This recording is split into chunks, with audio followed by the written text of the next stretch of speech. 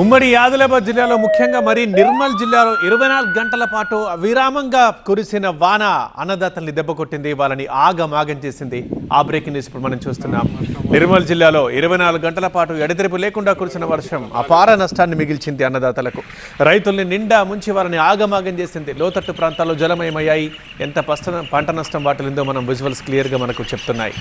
అల్పపీడన ప్రభావంతో నిర్మల్ జిల్లాలో కురిసిన వాన ముఖ్యంగా పత్తి, సోయాబీన్ పంటలతో పాటు కూరగాయ పంటల్ని కూడా నీళ్ల పాలు చేసింది.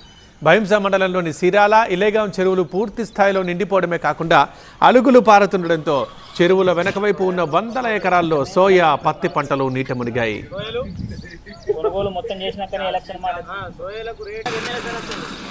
రాత్రి కురిసిన భారీ వానతో భైంసా పట్టణంలోని లోతట్టు ప్రాంతాలు జలమయమయ్యాయి.